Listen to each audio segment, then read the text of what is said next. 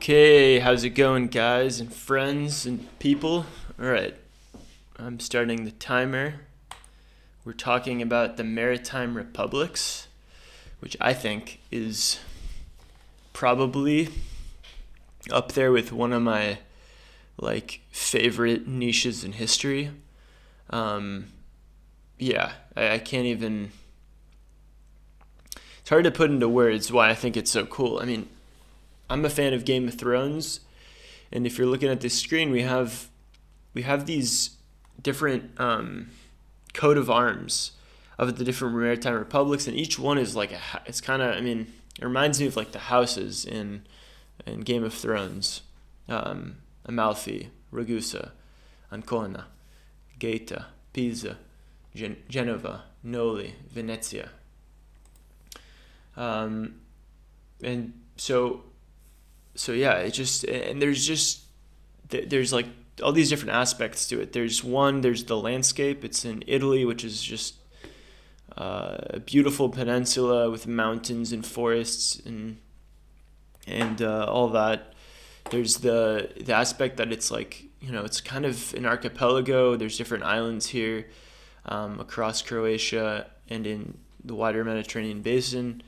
There's like, it's naval. There's an aspect of like trade. So I mean, if we go down a little bit more, we'll find this really cool map that shows like the expansion of trade of the Amalfi kingdom or republic.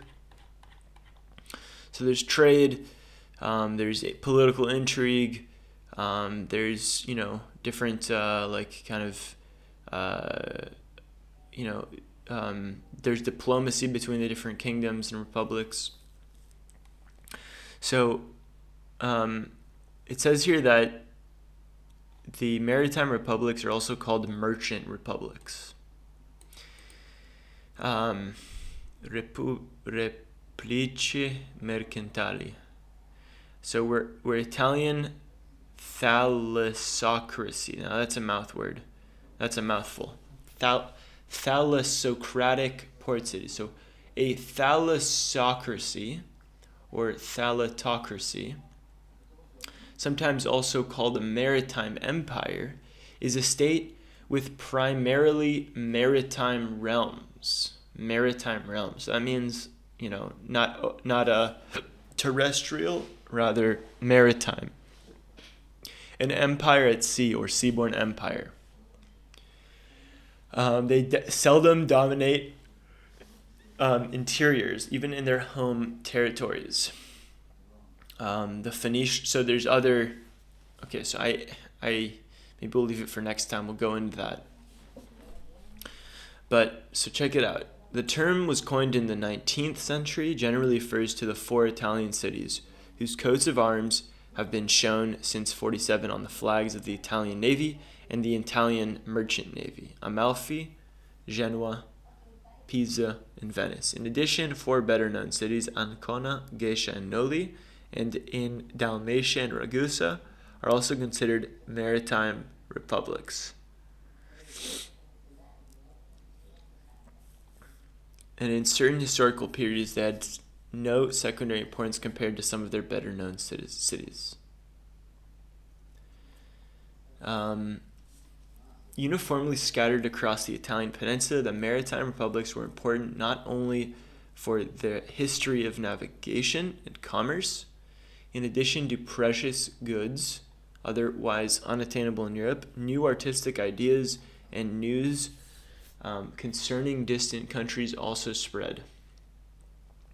From the 10th century, they built fleets of ships, both for their own protection and to support extensive trade networks across the Mediterranean, giving them an essential role in reestablishing contacts between Europe, Asia, and Africa, which had been interrupted during the Middle Ages.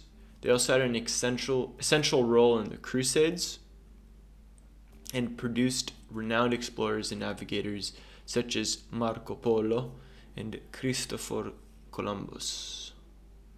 I did not know that Christopher Columbus is a product. I didn't know that these folks are a product of the maritime republics.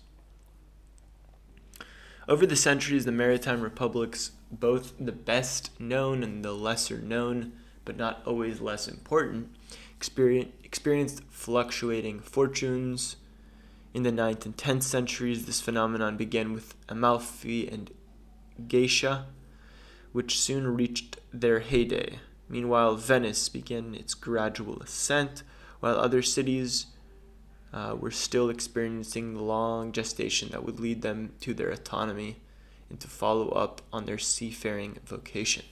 After the 11th century, Amalfi and Geisha declined rapidly, while Genoa and Venice became the most powerful republics. Pisa followed and experienced a flourishing period in the 13th, and Ancona Ragusa rallied to resist Venetian power following the 14th century, while Pisa declined to the point of losing its autonomy. Venice and Genoa continue to dominate navigation, followed by Ragusa and Ancona, which experienced their golden age in the 15th century. In the 16th century, with Ancona's loss, only the republics of Venice, Genoa, and Ragusa remained, while still experiencing great moments of splendor until the mid-17th century, followed by over a century of slow decline that ended with the Napoleonic invasion. Interesting. And this is a cool map that shows their activities as a function of the centuries. So the 9th and 10th, you have these two, but also Venice. And then after the 10th, these stop, and we have a bunch. We have all these ones, which essentially all are working in unison until the 14th, when Pisa and Noli stop. And then from then onward, up until the 19th century, wow, we have Venice. So the Venice is a republic that's been going since the 9th century, which is amazing. Well, that's all for today. I don't know, we'll pick up from next time, maybe here.